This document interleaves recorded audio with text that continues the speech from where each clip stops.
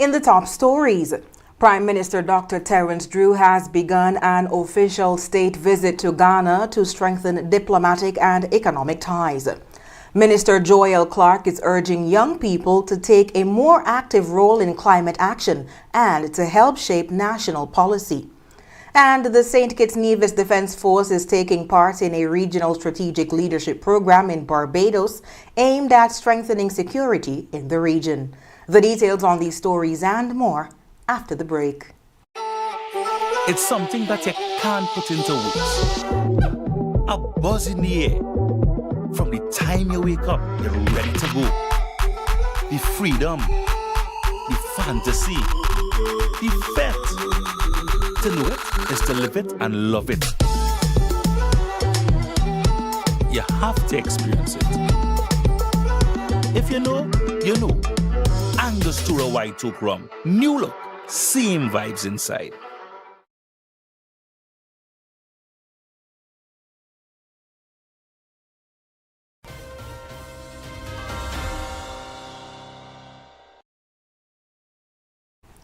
Hello and welcome to the ZIZ Major Newscast. I am Shaira Flanders. Nationally, Prime Minister Dr. Terence Drew and his delegation arrived in the Republic of Ghana on Tuesday evening for an official state visit aimed at deepening diplomatic, cultural and economic ties between St. Kitts and Nevis and the West African nation. Prime Minister Drew was welcomed on his arrival by Ghana's Minister for Foreign Affairs, Samuel Ablakwa. The visit is expected to advance cooperation between the two countries, with discussions planned in several areas of mutual interest. Prime Minister Drew is accompanied by his wife, Diani Prince Drew, Cabinet Secretary Dr. Marcus Natter, Special Envoy Emma Martin, Director of Communications Sharima Matthew, and Foreign Service Officer Mava Penny.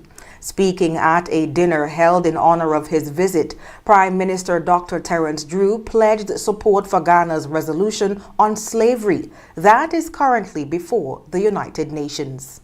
Presently, the President in Ghana, they are presenting a resolution to the United Nations, which I deem to be extremely timely and profound. And that is to place on record the historical tragedy of slavery and colonization as one of the most, if not the most, heinous crimes ever committed by humanity against itself. And so I want to thank you, Mr. President, for your tremendous leadership as far as this is concerned, and you can count on us for strong and full support. Meanwhile, Prime Minister Drew believes his visit provides an opportunity to deepen ties not just between St. Kitts and Ghana, but also the rest of the Caribbean, as both nations have signed an agreement for visa-free travel between them. This gives us the opportunity for our peoples to connect, and the tangible opportunities that can come from that connection. In terms of our people-to-people connection, why should our people have to go to the north to get to the south or to get to Ghana? There should be direct communication between Ghana, or the West Africa, and the Caribbean, Ghana and St. Kitts and Nevis, so that our people don't have to travel anywhere else to connect among ourselves. And that is why I welcome today the signing of the MOU for visa-free access for ordinary citizens or citizens who own ordinary passports. This will connect us tremendously. The CARICOM chairman, meanwhile, acknowledged the presence of Ghanaian nurses in the Federation, adding more would surely be welcomed. I have heard that Ghana has a surplus of healthcare professionals, and the Caribbean has a dearth of healthcare professionals. And isn't it good that you have these well-trained health professionals here in Ghana, and we have a scarcity of healthcare professionals? And we already have a number of Ghanaian nurses who have come to St. Kitts and Nevis. They started to work, I think, within the last 3 to 4 weeks.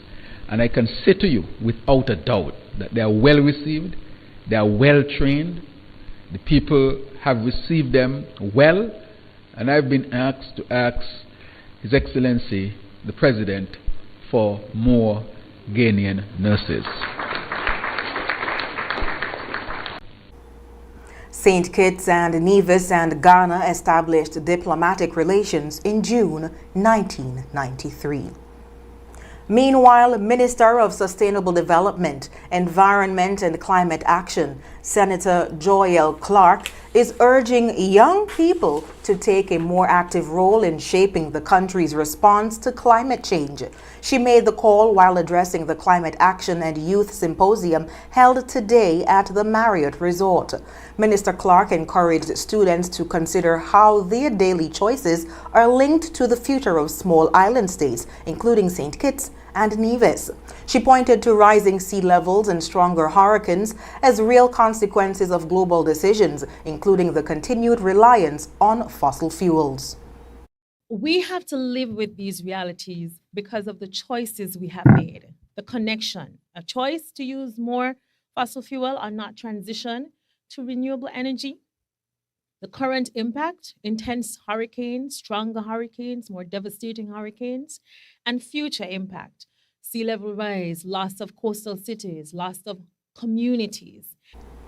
The minister said that while technical experts develop policy, young people bring the ideas, innovation, and energy needed to help drive meaningful change. She also encouraged students to see themselves as stakeholders, not only in the future, but in the present, and to use their voices to help shape national climate policy. Importantly, we bring you here because it is important that we engage with you as the key stakeholders of the present and the future. And I must say the present because our host would remind me that young people don't want to have a stake only in the future. You want to have a stake in the present, and that's why your voices are so critical now. Meanwhile, the Barbados Defense Force, in partnership with the United Kingdom Defense Section, is hosting a strategic leadership program from March 2nd to the 6th. 30 participants from national and regional security agencies are taking part in the program, which focuses on strengthening strategic thinking, collaboration, and leadership within the defense and security sectors. Among those participating is Major Coyote Sutton, acting commander of the St. Kitts Nevis Defense Force. His participation comes as the force continues to place emphasis on professional development and regional cooperation. The program also provides an opportunity for participants to share experience and build stronger working relationships across the region. And after the break, Prime Minister Dr. Terence Drew toured the USS San Antonio while the U.S. naval vessel was docked in St. Kitts and Nevis.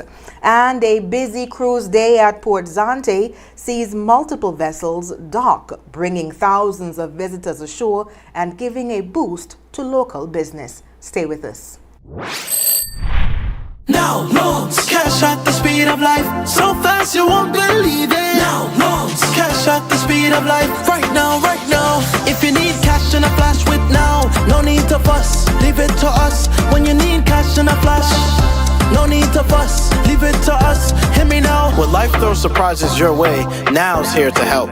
Whether it's for an urgent bill payment, home improvements, or unexpected health expenses, or even that last-minute holiday trip, with Now, you get cash in a flash, approved in just 24 hours. Now loans, cash at the speed of life, so fast you won't believe it. Now loans, cash at the speed of life, right now, right now. A loan product powered by National Bank. At The Cable, we believe in giving back because when our community thrives, we all do. That's why, as a company, we make it our mission to touch the lives of everyone in St. Kitts. We spearheaded the renovation of J&F Hospital lobby to ensure better care for all. The Cable sponsors free Wi-Fi in every community center across St. Kitts, so no one is left behind in an increasingly connected world. We stand with communities through every moment, big or small, in culture, education, youth development, and more. Y a ti también, comunidad latina. Cuenta con nosotros. Estamos con ustedes. And when it comes to customer service, we set the standard. We're just a call, click, or visit away because you matter to us. Join the company that truly cares. The Cable, more than service. We're family. Somos familia. And we're proud to always give more where it matters.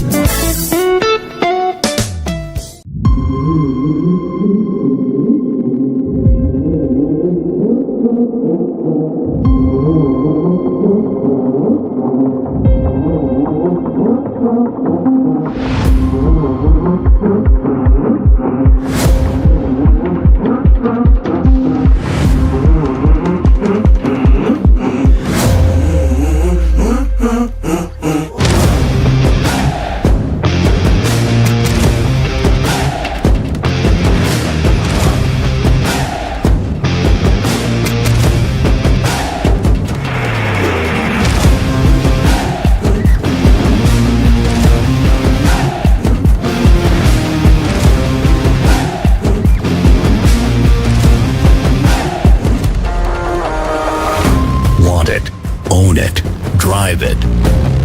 There are some things in life that are worth the extra mile. Seize the moment. Capture the experience.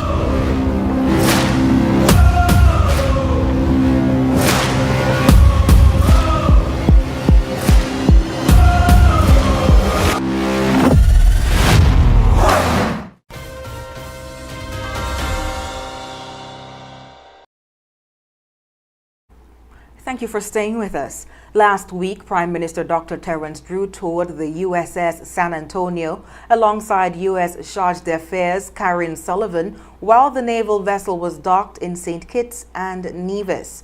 The visit offered the Prime Minister a close look at the ship and its capabilities, while also reflecting the long-standing partnership between St. Kitts and Nevis and the United States. During the engagement, he pointed to areas of cooperation between the two countries, including regional security, efforts to counter illicit trafficking, and support during humanitarian operations. The Prime Minister said engagements like these continue to strengthen cooperation between both countries and support efforts to maintain security and stability across the region. Meanwhile, Port Zante remained busy through midweek as cruise ships continued to bring thousands of visitors to St. Kitts. On Tuesday, the St. Christopher A and Seaports Authority, or SCASPA, reported the arrival of 3 vessels, the Arvia Marella Discovery and Miss Allura, each delivering a steady flow of passengers to the capital. The Arvia arrived from Martinique with more than 5,000 passengers before sailing on to Tortola. The Marella Discovery docked from Tortola with just over 1,800 passengers and later continued to Guadeloupe. Meanwhile, the Miss Allura arrived from Puerto Rico with more than 1,100 passengers before heading on to St. Barts. The momentum continued today with the arrival of 3 more cruise ships, the Carnival Venetia, Celebrity Apex, and Main Shift 2. Together, those vessels are capable of carrying well over 9,000 passengers. The Carnival Venetia alone can accommodate more than 4,000 guests, while the Celebrity Apex and Main Shift 2 can each carry close to 3,000 passengers. Official passenger totals for Wednesday's arrivals have not yet been released, but the calls are expected to add another strong day of activity for businesses and tourism operators across the Federation. Meanwhile, meteorologists, fishers, and tourism operators are closely monitoring the possible arrival of increased Sargassum seaweed across the Eastern Caribbean, including St. Kitts and Nevis. The floating seaweed forms in the Atlantic Ocean and is carried toward the Caribbean by a combination of ocean currents and persistent trade winds. Satellite monitoring has detected large patches of sargassum building in the Atlantic and gradually shifting westward toward the region. Recent images also show the seaweed belt expanding as it moves closer to Caribbean waters. When these floating mats reach shorelines, they can accumulate along beaches and coastal areas. As the seaweed breaks down, it releases gases that produce a strong odor, often compared to rotten eggs. Sargassum does play a natural role in the marine environment, providing habitat for fish and other sea life. However, large inflows can create problems for coastal communities, particularly for tourism and fishing activities. Scientists say the growth of sargassum is influenced by several factors, including warm ocean temperatures and nutrients from Saharan dust. The dust carries minerals such as iron that can help the seaweed multiply. With sea surface temperatures expected to rise through the spring and into the summer, conditions may become increasingly favorable for additional growth. And coming up in regional news, Jamaican officials say Hurricane Melissa is now the costliest storm in the country's history, and Air France has temporarily suspended flights between Paris and Havana due to ongoing fuel shortages in Cuba. The details after this. Every dream begins with a vision, a blank piece of land, a simple sketch on paper, or a conversation around the dinner table. At Horsford's Building and Nevis Centers, we believe that every home starts with hope and ends with something real. From the first brick to the final nail, we are there. We don't just supply materials, we partner in progress, step by step, wall by wall, room by room. We help build lives, futures, and legacies. This is more than construction. It's transformation. It's elevation. It's trust. Dream with us, grow with us, build with us. Because your dream deserves more than just materials. It deserves a partner that builds with heart. Horsford's Building and Nevis Centers. Dream with us, grow with us, build with us.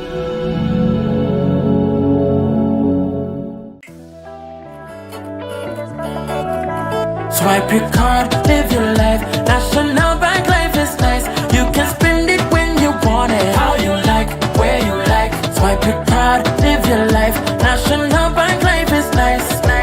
Home or away, any time of the day. Credit or debit, right in your pocket. With National Bank card, so many benefits. Oh yeah, the choice is yours. Just come and embrace it. Live your life your way, with purchases big or small. Mango, nuts, breadfruit and all. You can spend it when you want it, how you like, where you like. Swipe your card, live your life. National Bank life is nice. At The Cable, we believe in giving back because when our community thrives, we all do. That's why, as a company, we make it our mission to touch the lives of everyone in St. Kitts. We spearheaded the renovation of JNF Hospital lobby to ensure better care for all. The Cable sponsors free Wi-Fi in every community center across St. Kitts, so no one is left behind in an increasingly connected world. We stand with communities through every moment, big or small, in culture, education, youth development, and more. Y a ti también, comunidad latina. Cuenta con nosotros. Estamos con ustedes. And when it comes to customer service, we set the standard. We're just a call, click, or visit away because you matter to us. Join the company that truly cares. The Cable, more than service. We're family. Somos familia. And we're proud to always give more where it matters.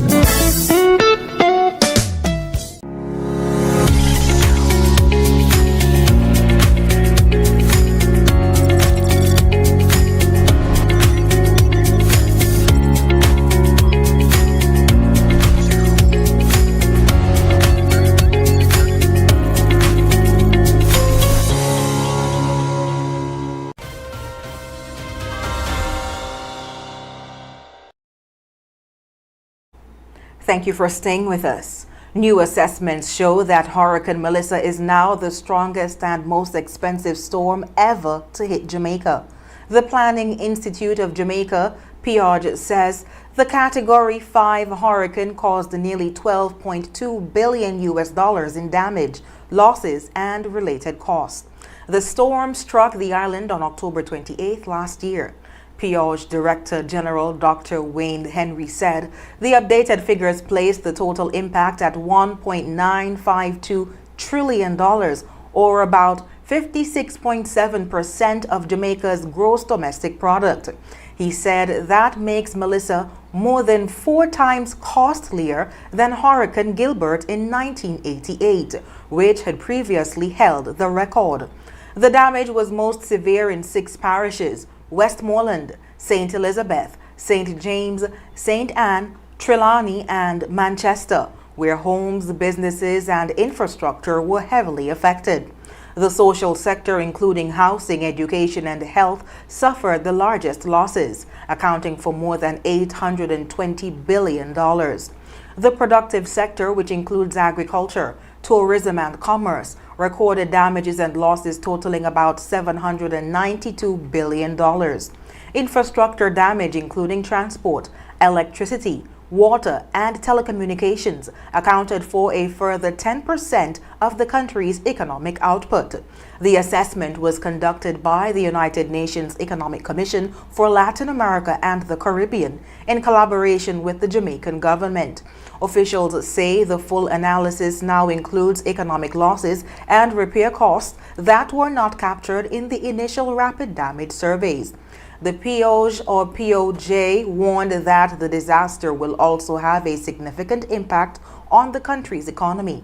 Jamaica had been projected to grow by 2.2% this fiscal year, but those forecasts have now shifted to an economic contraction following the storm.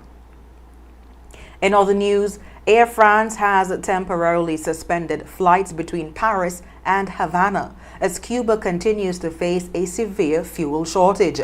Earlier today, the airline announced that service between Paris Charles de Gaulle Airport and Havana will be halted from March 29th, with flights expected to resume on June 15th. Air France said the decision was driven by the fuel shortage on the island and its impact on travel and tourism activity.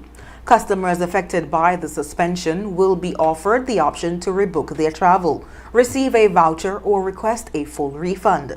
The move comes as Cuba faces a deepening energy crisis that has disrupted air travel and other services across the island. Authorities have warned airlines that jet fuel supplies are limited, forcing some carriers to cancel flights or refuel in other countries. The shortage is linked to reduced oil supplies from Venezuela and increased economic pressure from U.S. sanctions, which have further constrained Cuba's energy imports. The disruptions are also expected to place additional strain on Cuba's tourism industry, a key source of foreign currency for the island's economy. And coming up, the United States military says it has killed an Iranian official linked to an alleged plot to assassinate former President Donald Trump. And Canada is calling for a rapid de-escalation in the conflict between the United States, Israel, and Iran. Stay with us. In the sun or in the rain, life's a journey, joy and pain. But NCI's here day and night, always here for you, making it right. Always here for you. With NCI, you've got a friend, always here for you, right here till the very At National Caribbean Insurance, you are covered and secure. We're your partner, your protector, your peace of mind. So for home, for health, for life, choose NCI because we're always here for you. Always. Always here for you. With NCI, you've got a friend, always here for you, right here till the very end. Always here for you. With NCI, you've got a friend, always here for you, right here till the very end.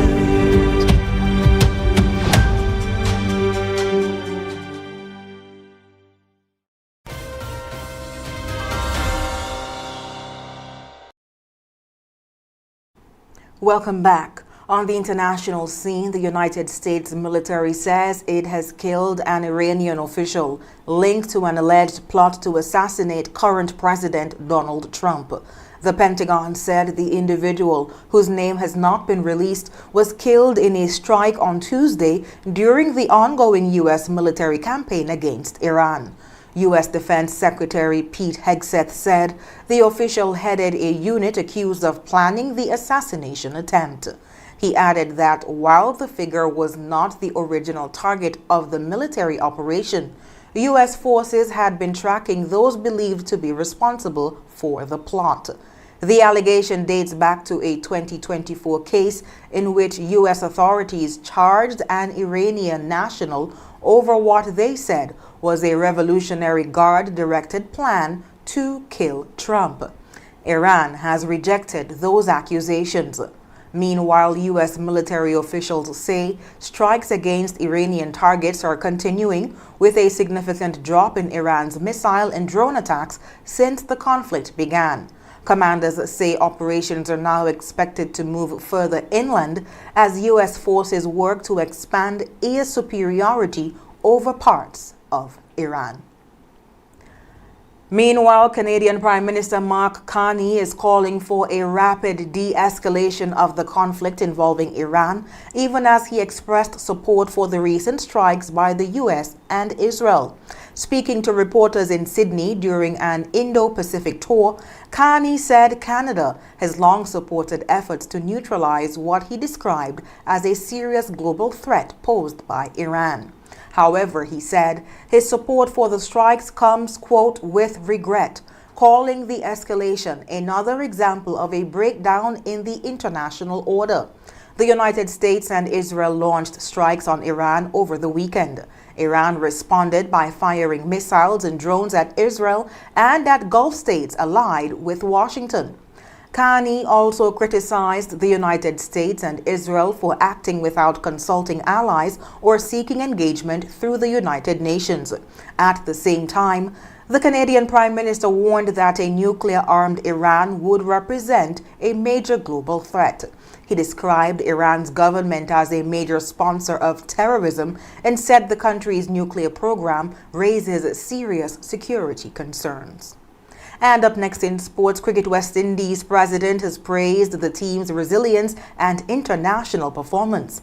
And travel disruptions linked to the Middle East conflict have left the West Indies and Zimbabwe cricket teams stranded in India. Stay tuned.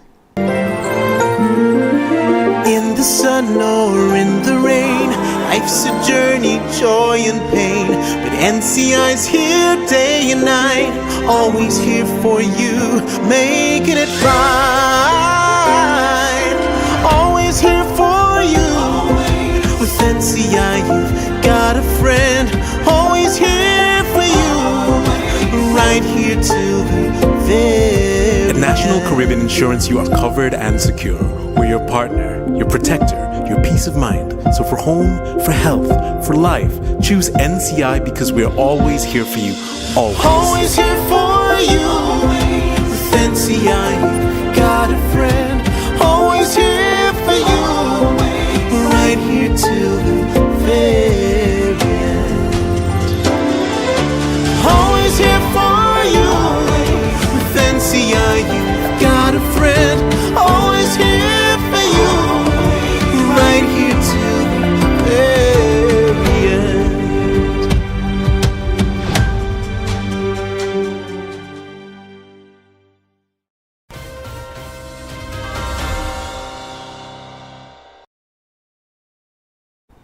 First up in sports, President of Cricket West Indies, Dr. Kishore Shallow, has commended the West Indies men's team for their performance at the ICC Men's T20 World Cup after the side narrowly missed out on a place in the semi-finals. In a statement, Dr. Shallow congratulated Captain Shai Hope and the team for what he described as a strong and competitive campaign. He noted that while the team's run in the tournament came to an end at Eden Gardens in Kolkata against India, the overall performance showed clear signs of progress. The West Indies won 5 of their 7 matches and advanced to the Super 8 stage, a result Dr. Shallow said reflected the team's preparation, commitment, and growing belief. He added that the determination shown by the players throughout the competition reinforced confidence across the Caribbean and served as a reminder of the pride and character that continued to define West Indies cricket. Meanwhile, the West Indies and Zimbabwe men's cricket teams remain stranded in India after airspace closures and flight disruptions linked to the conflict in the Middle East. Both teams were eliminated from the ICC Men's T20 World Cup on Sunday at the end of the Super 8 stage and had been scheduled to fly home through the United Arab Emirates. However, travel through major transit hubs such as Dubai and Abu Dhabi has been disrupted after Iran fired missiles and drones across the Gulf region in response to strikes by the United States and Israel. In a statement, Zimbabwe Cricket said its senior men's team remains safe and well in India, but confirmed that travel plans were affected by the developing situation. Cricket West Indies also said it is working with the International Cricket Council and government authorities and airlines to secure the earliest safe travel arrangements for its players and support staff. The ICC, which is headquartered in Dubai, says it has activated contingency plans to ensure the safety of everyone involved in the tournament. Meanwhile, defending champions India, along with England, South Africa, and New Zealand, remain in India as the competition moves into the semi-final stage. And when we come back, we'll have another look at the stories that made the headlines. Yeah, man. Another day in the books.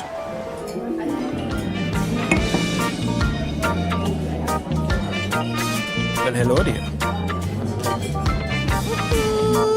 Ooh, she pretty from head to toe, and are you ready to go?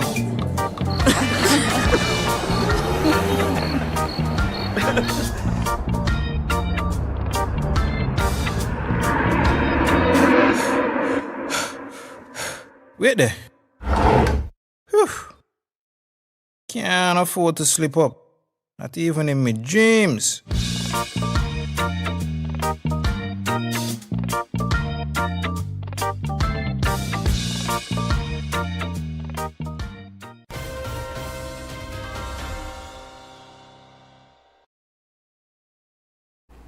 Recapping the top stories.